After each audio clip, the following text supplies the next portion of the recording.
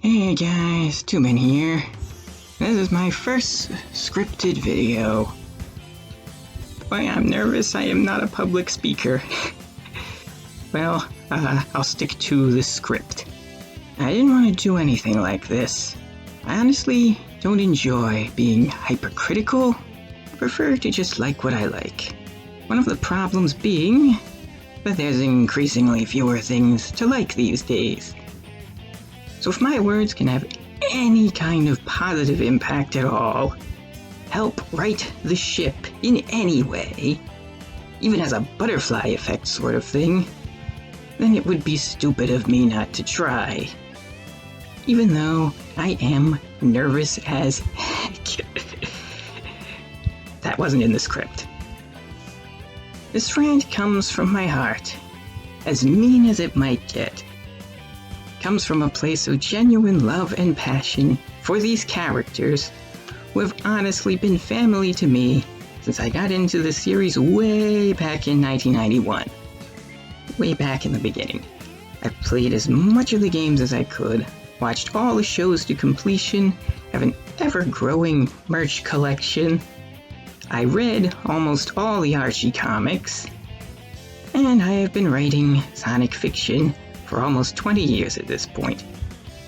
My OCs are also family. Right, 1BIT? Don't add me onto this! I don't like internet drama! Me neither. But that's enough intro. Felt it necessary to give a little background on myself before we get into this. Welcome to the channel, and now onto the subject at hand. I forgot to put this into the script, but spoilers for much of Sonic Prime, including the ending. Been warned, and on to the rant. So my year-long session of denial is over. I have to come to terms with the fact that Sonic Prime didn't just end up being bad. It actually succeeded in being worse than Sonic Boom. I know that disliking Sonic Boom isn't a popular opinion. I never liked it. I was never rooting for Sonic Boom. But I was rooting for Prime, and it hurts far more as a result to see what happened to it. I think the only time I've ever been as emotionally devastated would be when my dog died. You did the equivalent of killing my dog, said ya. Unhappy face. I don't know why I wrote an emoji in this script, but we'll include it. The warning signs were always there for the show. While visually very appealing, sneaking in some references to the games, which fans have been kinda starved for, the writing for the show was fairly garbage from the get-go. Character motivations made little sense, with a standout example being Thorn Rose's decision to condemn her friends to death by starvation because she randomly decided they were eating a bit too many apples. But Thorn isn't, and was never, considered a villain, or even really considered wrong in any way. They had to apologize to her in the end, didn't they? In actual fact, if I were to do a sane reading of Sonic Prime, I would say the villain was society itself, even if a multiversal society. Everyone was constantly turning on Sonic for almost no reason, sometimes actually no reason. The Chaos Council was honestly too absurd and incompetent to really succeed as villains, and only somewhat do because the so-called heroes were simply incapable of getting over themselves and working together, until they did just because the script said it was time. No character development on the show was really earned. No time spent building towards, say, Dread's betrayal, redemption, and passing of the torch to Pirate Amy. I know her name, I just don't respect the character enough to say it. Several cool possibilities were set up, but nothing was delivered on. It seemed blatantly obvious that Eggman had actually managed to shatter himself, leading to the creation of the Chaos Council. Made, some kind of sense. This was why there were only New York variants of Eggman. And this was why they were all different stages of Eggman's life. They were all shattered versions of him, and would have to be fused back together at some point. I lay in wait for the cool reveal and seeing what would come of it. No. The Chaos Council just were. And there was no meaning behind it. No reason for the main Eggman's absence from even the ghostly Green Hill. Such a tremendous waste of everyone's time. Also, this was a multiverse show with only 3 proper worlds. The actual Prime Dimension was a non-entity, just bookending the series, and the Grim was nothing more than a large final boss arena. Kind of pathetic based on how it was advertised as a multiverse show. I expected at least a cowboy world to go with the pirate world, or something. I could likely go on and on about the show's issues forever. But ultimately, the only thing I personally really care about, in the end, is the treatment of Tails, my favorite character.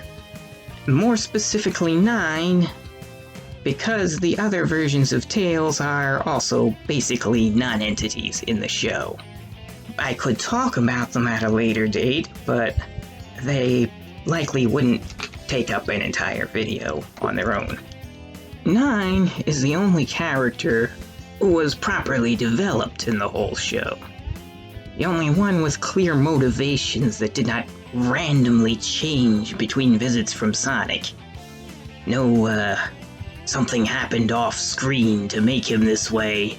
No, his behavior and emotional state is the only one that makes sense and is consistent throughout the show, until the final episode, which we'll get to. He's a version of Tails who didn't have Sonic, and was thus forced to take care of himself in a world much crueler than Sonic's own.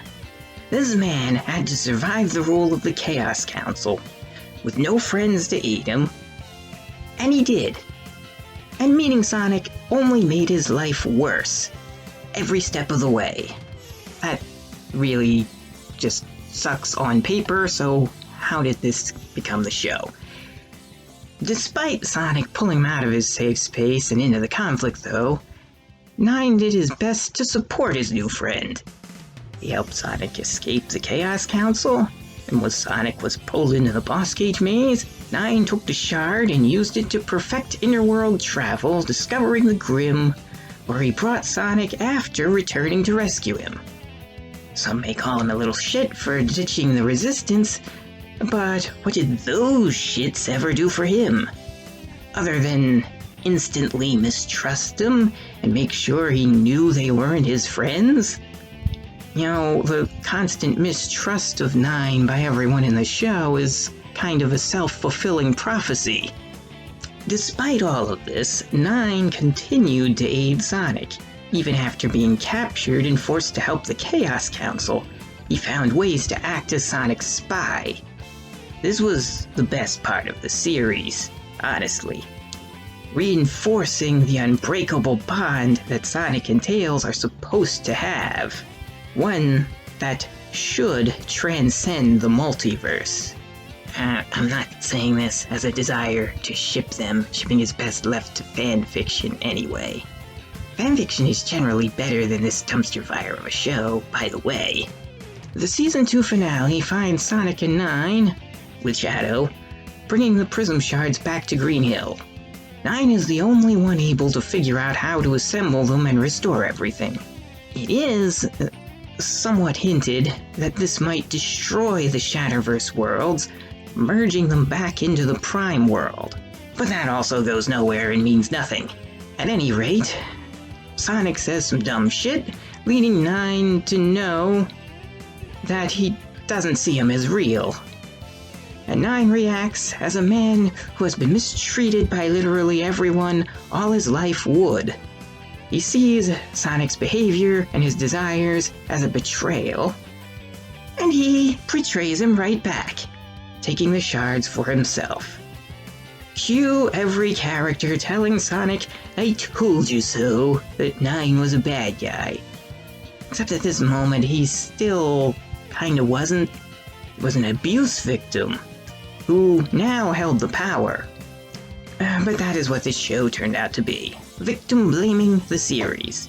Even Sonic is constantly blamed for everything throughout the series, when really the one who actually started everything was Eggman, as always.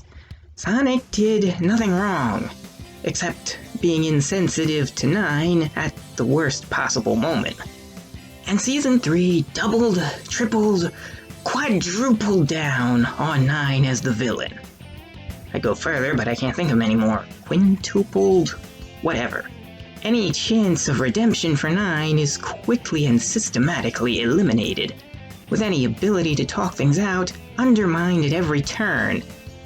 And the season devolved into a 6-episode final boss fight against the character who, I'd argue, had actually been the true main protagonist all along. The one who had an arc. The one who we watched growing, opening up, only to have it all ripped away in a brutal fashion. If you ever had a sadistic desire to see Tails tormented, driven insane, and brutalized, this last season was utter porn for you. It became clear to me as I watched it that the writer wanted to kill him off in the end. But Sega wouldn't allow it. That was the one step too far. But literally everything else you could possibly do to him was pretty much okay. Just keep that TVY7 rating! Which, rating systems are kind of a joke in a world where we try to normalize drag queens to young children. But that's getting too political, and I don't want to spend too long in that realm. That's not the purview of this channel. I'm not even here to tell you what to think, I'm just telling you what I think. If you take any value out of these thoughts, if it gives you anything to think about, then fantastic. Anyway, back to it. That was a little, digression. In the last episode, 9 basically gives up and turns good again, purely because he's left no other option. Except to die in the destruction of the universe. In the context of the rest of the season, this makes no sense, but since he was the only one who knew how to fix everything, was the only solution short of Eggman fixing everything. Kinda surprised they didn't go that route, honestly. It, wouldn't have been hard to get past people. They do give the Chaos Council a last-minute humbling, just to try to get you to forget about 9's villainy, and they all live happily ever after. And yes, this is the intended ending of the series. No 4th season is planned. Not that I have much hope for a 4th season to truly redeem 9, or the trash fire that this show has become. As I said, the problems were already there, but it at least felt redeemable until this final season. And then you realize, no, the problems were not a bug, they were a feature. For the 3rd season to have truly worked, 9's betrayal should have lasted 2 episodes at max. And the rest of the season should have been used to help redeem not only him, but the entire cast of asshats. Instead, said asshats just presto changeo decide to help Sonic at the start of the season, facilitating 9's view that everyone is against him, while simultaneously making no sense based on how the asshats have behaved so far. Every time Sonic has come back to them, they've always been pissed at him and kinda hated him, regardless of having any reason. Based on the show's own setup, this makes no sense, that they'd suddenly play nice now. At any rate, Eggman Prime should have been the final villain. Shadow should have had more to do than just hint things at quote-unquote big moments and say, I am the ultimate life form. Like a bad catchphrase. And he should have had some interaction with Rouge as well, but I'm digressing again. I mean, Shadow and Rouge, they're the duo, and they don't interact at all or even seem to know each other in this show. The season betrayed not only Tails fans, but the entire fan base, by insulting our intellect with an interminably long battle, with very little interesting visuals, and nearly no plot development in 7 episodes. I mean, the animation style is still, good looking, but without any substance behind it, it just gets tiresome. Might as well have just given Season 2 one extra episode to wrap everything up, because they only put 1 episode's worth of plot into this abomination of a season. And what was the moral of the story in the end? I mean, I was right about everything. Everyone was ultimately against him, never really gave him a chance. Even Sonic failed to value him as an individual. What the show appears to say is that it's okay to beat on people who are a bit different than you, because deep down they're evil, until you beat the evil out of them. Huh? I mean, that's what the final season says. There's also more veiled political messaging, but as I stated, I don't want to get into it. The usual Hollywood Canada garbage, just gussied up with nice animation and stylized action, which, again, wears thin because it lacks substance. The show murdered what was left of my childhood. This final season broke me in every conceivable way. The Sonic series, and Tails in particular, have been the most important thing in my life for over 30 years. Basically all my life. Being subjected to this was very traumatic to me. Like watching a gang beat your son to a bloody pulp and telling you it's the right thing to do, and you're powerless to do anything about it. And always remember, Sega signed off on it. At the time of writing this script, the final sentence I wrote was, "I'd be done if I had anything to really fall back on." I genuinely felt that way.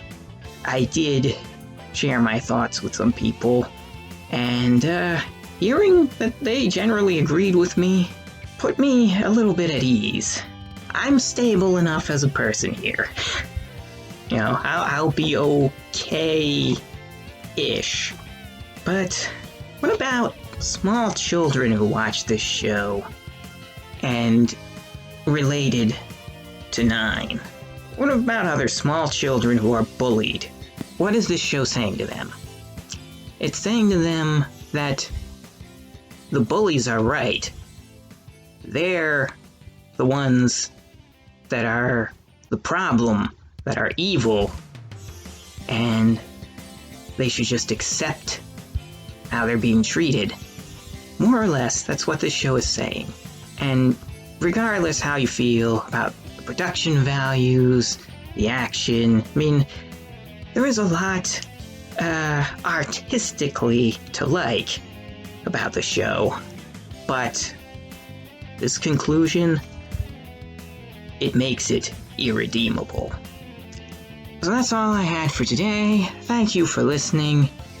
If you want more videos like this, I don't particularly want to make them, but maybe we can, find a middle ground, because I want this YouTube thing to work, so I can do some topics I feel passionate about. If you're interested in all that fan fiction that I wrote, that is over on DeviantArt, where I am known as The Great Gator. So, go ahead and check that out if you like. And subscribe to the channel if you want some gaming videos. I'm doing a lot of gaming. We're trying to have a chill time. We're trying not to be political. We're just trying to have fun. enjoying good games. Have a good day. Bye-bye.